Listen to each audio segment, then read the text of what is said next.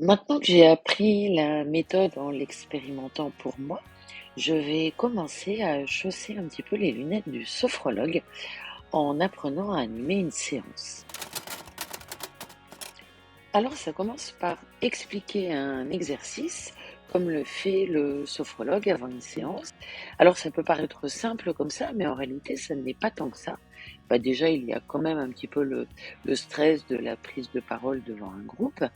Et puis ensuite, montrer des mouvements en les expliquant, notamment quand il y a de la respiration.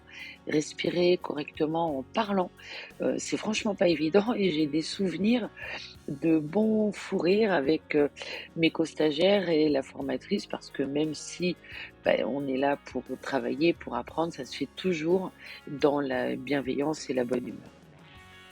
Puis nous poursuivons en animant un seul exercice d'une durée assez courte et puis en finale, une séance complète.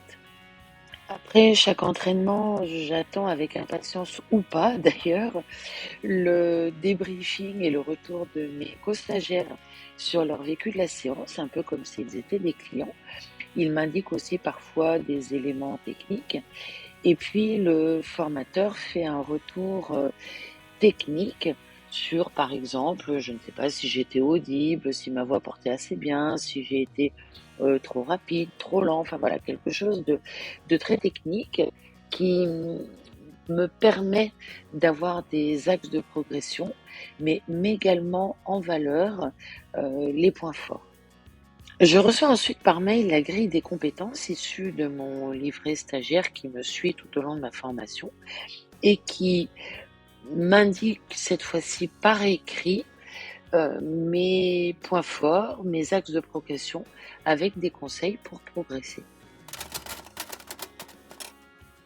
Nous avançons ainsi d'entraînement en entraînement. Petit à petit, je progresse, je prends confiance en moi. Et ce qui est très chouette aussi, c'est de vivre des séances animées par mes co-stagiaires parce que ça me les fait redécouvrir. C'est une autre voix, une autre personne, et cela génère des vécus de séances parfois complètement différents et surprenants. Et c'est vraiment très très chouette. Alors bien sûr, tout cela demande quand même du travail en dehors des modules. Donc chez moi, je me prépare en animant des séances auprès de mes proches, ma famille, mes amis, et puis en retranscrivant les textes des exercices, parce que nous avons toujours droit aussi à nos notes pendant que nous animons.